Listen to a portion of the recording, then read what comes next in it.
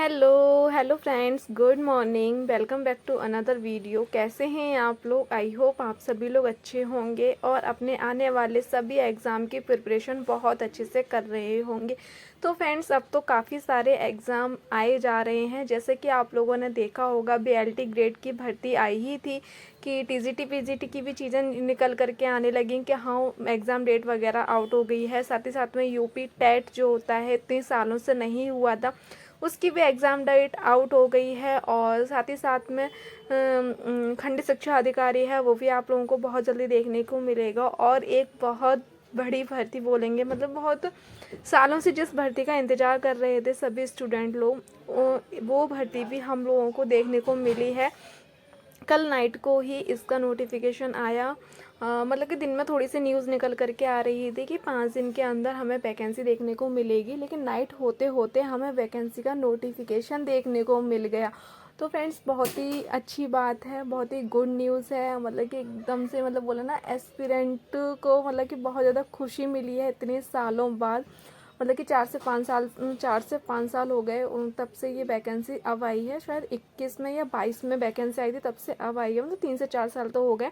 और तब से ही लगभग काफ़ी सारे स्टूडेंट इसकी इंतज़ार कर रहे थे।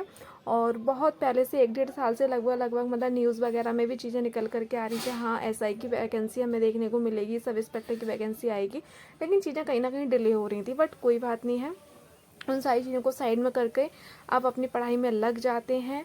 तो फ्रेंड्स, मुझे तो बहुत अच्छा लग रहा है कि फाइनली हमें कोई वैकेंसी का सिलसिला अब देखने को मिल रहा है।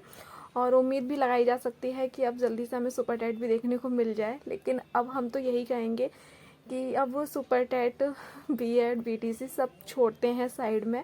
जो वैकेंसी हमें देखने को मिले उसमें लग जाओ, क्योंकि भाई 7 साल हो गए हमें वेट करते करते। कब ऐसे ही 8 हो जाएंगे, कब 9 हो जाएंगे, कब 10 हो जाएंगे, और धीरे धीरे कब हम आउट ऑफ एज हो जाएंगे पता नहीं चलेगा। तो इस वजह से सारी चीज़ों को साइड में करके और लगते हैं अपने पढ़ाई में।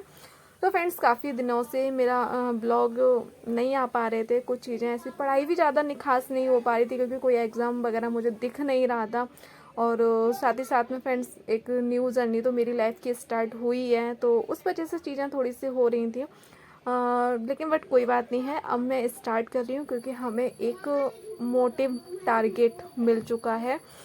तो मैं स्टार्ट कर रही हूँ मैं 30 डे का चैलेंज। जो लोग भी मेरे साथ 30 डे का चैलेंज करने वाले हैं, जल्दी से चैनल को सब्सक्राइब कर लीजिए। कमेंट करके ज़रूर से बताना कि जो लोग मेरे साथ, मतलब कि ऐसे कितने लोग हैं जो मेरे साथ 30 डे का चैलेंज करना चाहते हैं। अभी हम स्टार्ट करेंगे 30 डे का चैलेंज, फिर वो कंप्लीट हो जाएगा। उसके बाद हम 45 का करेंगे, फिर 90 डेज़ का। ऐसे धीरे धीरे हम चैलेंज को अपना बढ़ाएंगे। और फिलहाल तो हम देखते हैं कि अपने 30 डे में हम कितना अचीव कर लेंगे और 30 डे को हम कितना प्रोडक्टिव बना सकते हैं, है ना। तो वो सारी चीज़ें हैं। और फ्रेंड्स, स्टार्ट करते हैं आज का ब्लॉग। वैसे तो बहुत लंबा हो गया इन्हीं सारी बातों में, बट कोई बात नहीं। तो फ्रेंड्स, सुबह का मेरा जो मतलब कि रूटीन था, सुबह का जो मेरा स्लॉट था, फर्स्ट स्लॉट वो मेरा कंप्लीट हो गया है। और फर्स्ट स्लॉट में जीएस के नाम की थी। और साथ ही साथ में फ्रेंड्स, उसके बाद मैं सुबह थोड़ा सा वॉक करने के लिए ऊपर छत पे गई थी। हाँ, हार्डली मैं 15 मिनट कर पाई थी, तब तक ब्रेड वाले भैया आ गए थे।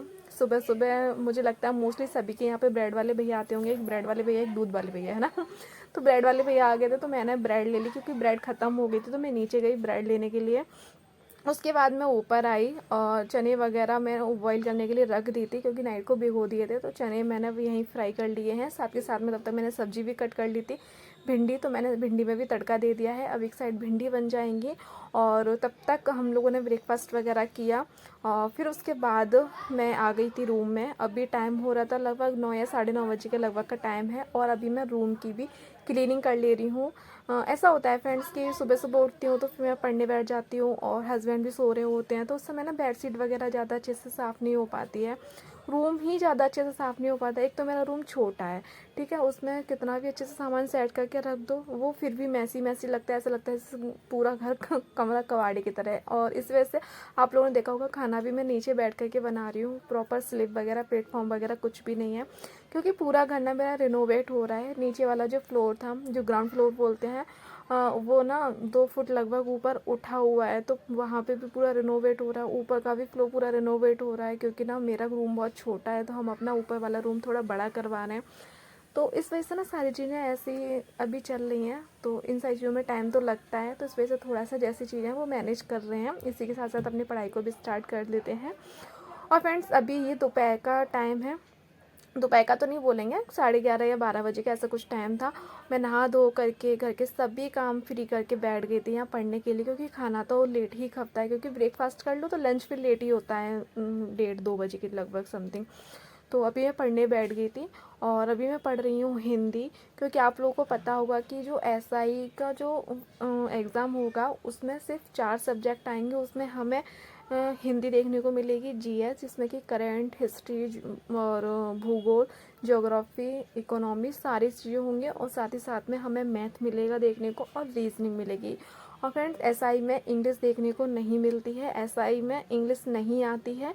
और साथ ही साथ में इस एग्ज़ाम के बारे में जो भी डिटेल चाहिए अगर आप लोगों को, तो आप लोग कमेंट करके बताना कि इसका पैटर्न क्या होगा, नेगेटिव मार्किंग होगी या नहीं होगी, कितने मार्क्स का एग्ज़ाम होने वाला है, कितने मार्क्स से क्वेश्चन होते हैं, और ऑफलाइन होगा एग्ज़ाम या ऑनलाइन होगा, वो सारी चीज़ें अगर आप लोगों को जानकारी नहीं है, अगर आप लोग जानकारी लेना चाहते हैं तो आप लोग कमेंट करके बताना, मैं आपके लिए प्रॉपरली वीडियो लेकर के आऊँगी। फिर फ्रेंड्स दोपहर में थोड़ा सा मैं सो गई थी ना, थोड़ा सा, और फिर उसके बाद अभी मैं इवनिंग का समय है और इवनिंग में अभी ये अनार रखे हुए थे तो इनको मैं छील ले रही हूँ, इसके दाने निकाल ले रही हूँ और सब लोगों को दे दूँगी मैं। और साथ ही साथ में मैं भी थोड़ा सा खाऊंगी, फिर नाइट का हम रूटीन मतलब कि लग जाऊंगी। इसी के साथ मैं इस ब्लॉग को एंड कर रही हूँ, कल मिलेंगे न्यू ब्लॉग के साथ, तब तक